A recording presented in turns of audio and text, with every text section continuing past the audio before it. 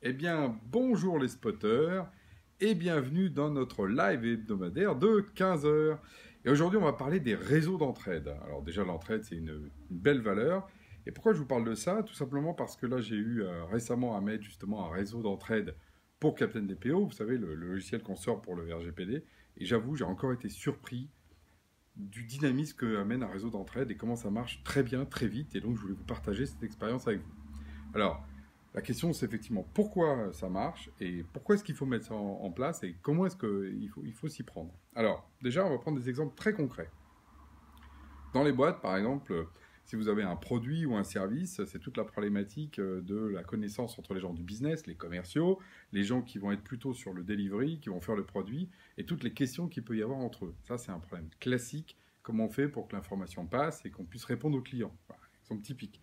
Deuxième cas, vous avez un logiciel en interne, un logiciel un peu complexe, je sais pas, un ERP, un système de livraison, de logistique, ou un gros CRM.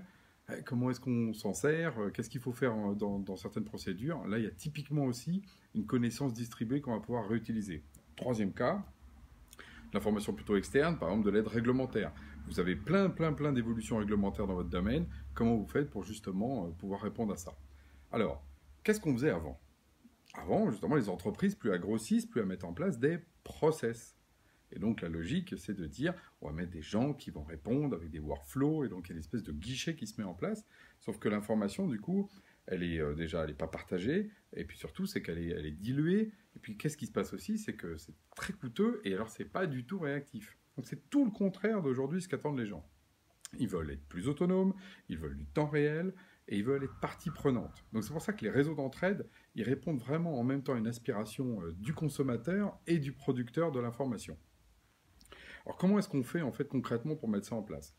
Typiquement, il faut mettre en place un système de ce qu'on appelle de questions-réponses. C'est vraiment la base des systèmes d'entraide. Après, on verra qu'il y a des choses un peu plus complexes qu'on peut mettre en place, mais ça, c'est vraiment la base.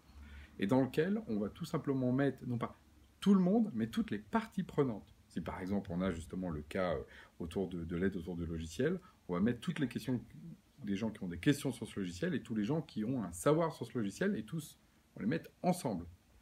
Et c'est là où il y a vraiment une rupture, là pour le coup, de transformation digitale. C'est-à-dire qu'au lieu d'imaginer ça comme un guichet, il faut qu'à la fois les gens soient consommateurs et producteurs. Qu'est-ce que ça veut dire? Ça veut dire qu'on va aussi laisser la possibilité aux gens qui utilisent le logiciel, qui ne sont pas normalement les experts, pour répondre aux autres utilisateurs. C'est pour ça que c'est une communauté d'entraide. Et là, on s'aperçoit que généralement, ça a des effets incroyables parce que la connaissance, elle est beaucoup plus distribuée que ce qu'on imagine. Alors, qu'est-ce que ça amène? La première chose, ça amène une réactivité très forte. Parce que là où aujourd'hui, vous avez par exemple une personne au support pour 100 personnes qui demandent, vous imaginez, et qui des fois est là, des fois n'est pas là, elle est en RTT, elle est prête pour des vacances, elle est dans une réunion. Là, tout d'un coup, vous en avez 99 autres qui peuvent répondre. Donc ça change tout en termes du coup d'accélération et la réactivité devient généralement beaucoup plus forte. Les effets sont quand même incroyables. Dans certaines organisations, on passe de plusieurs jours à quelques minutes. Donc tout d'un coup, les gens ont l'impression que l'organisation a changé. Ça, c'est le point numéro un. Et généralement, il apparaît aussitôt, hein, dès les 3 ou 4 premières questions. C'est-à-dire qu'à peine vous venez de mettre en place cette communauté en place. La deuxième chose, c'est une problématique de point de vue. Alors celle-là, elle est moins partagée, mais moi, j'y tiens beaucoup. C'est que du coup, au lieu d'avoir qu'une seule personne qui pense quelque chose sur quelque chose, du coup, vous créez aussi un ensemble de points de vue différents, des gens qui ont des appréciations différentes. Or, on est dans un monde de diversité, donc on a plutôt intérêt à comprendre qu'il peut y avoir plusieurs points de vue sur les choses plutôt une seule voix, une seule vue, etc. Parce que c'est ça aussi la richesse dans les entreprises. Troisième point, c'est la pédagogie. Et comme mon père était instituteur, ouais, professeur des écoles, et il me disait sur la pédagogie, c'est l'art de la répétition. Eh oui, il faut répéter, hein. Et même pour les adultes que nous sommes. Donc, qu'est-ce qu'amène un système de questions-réponses? Quand quelqu'un pose une question et que quelqu'un répond, les autres aussi bénéficient de cet élément-là, et donc il y a un effet de pédagogie. Donc, là où les gens, plutôt que de communiquer, par exemple, pendant des heures, répéter 10 fois les mêmes messages, finalement, vous laissez, entre guillemets, les élèves poser des questions avec leur langage, et donc les autres élèves comprennent mieux aussi par les questions qui ont été posées par tout le monde. Donc il y a vraiment cette idée de pédagogie. Donc vous avez une accélération, des différents points de vue, une pédagogie, et globalement un ressenti qui est largement meilleur.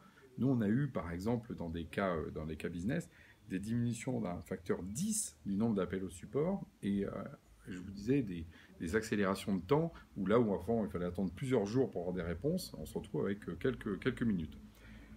Ces changements en général, ils sont vraiment très très forts, mais attention, c'est quand même, comme souvent, les outils, quand ils sont puissants, c'est qu'ils peuvent être dangereux, il faut les manipuler avec attention. Et le premier point, c'est qu'il faut vraiment, vraiment être dans une culture de bienveillance.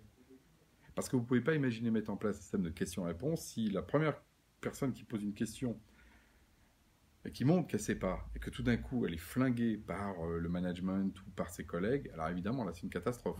Et c'est l'effet de, justement, comme à l'école, les élèves qui ne posent plus jamais des questions parce qu'ils ont peur d'être ridicules devant les autres. Donc il faut une culture de bienveillance.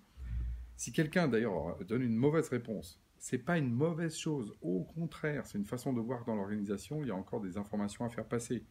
Et donc là, le manager ou le sachant, l'expert, enfin on peut l'appeler comme on veut, qui va réagir, il doit à nouveau être très très précautionneux. Il doit dire ah oui, mais non, c'est pas ça, parce qu'il y a telle chose, mais je comprends aussi que tu aies pu penser ça. Enfin, il faut être très très très attention à ça, parce que sinon, à nouveau, si vous êtes castrateur, alors là, une seule personne ça va tuer votre communauté. Donc ce principe de bienveillance, malheureusement, il n'est pas partagé dans toutes les entreprises, loin s'en faut, mais c'est l'élément essentiel pour que ça marche. Si vous l'avez, alors là, par contre, c'est feu vert, parce que les éléments d'accélération, vous allez les avoir immédiatement.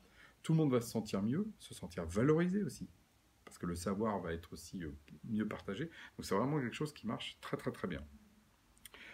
C'est facile à déployer, attention justement à la culture de bienveillance. Enfin là, on est vraiment typiquement dans ces outils, vous savez, qui transforment justement la vie d'une entreprise, et qu'une fois qu'on l'a fait, on se dit mais comment on faisait avant, quoi. Comment on faisait avant. Ça va de pair aussi avec ce qui s'est passé sur Internet, si on prend un peu de champ, où justement aujourd'hui, le net est un lieu d'échange massif, et la confiance se fait entre les internautes. Donc vous pouvez le faire aussi à votre échelle dans votre entreprise. Donc là, c'est pour les communautés internes. Et évidemment, ça vaut aussi pour les communautés externes. Aujourd'hui, je voulais mettre un peu l'accent sur les communautés internes. Ils sont souvent les oubliés. On pense souvent aux communautés clients, mais on ne pense pas assez aux communautés internes, alors que c'est quand même avant tout l'interne, les employés, qui font aussi la force de nos organisations. Ne l'oublions jamais. Donc, bonne entraide. Voilà encore un élément positif du côté humain qui est amené par le numérique. Donc, appuyons sur ces éléments-là. Je vous dis à la semaine prochaine.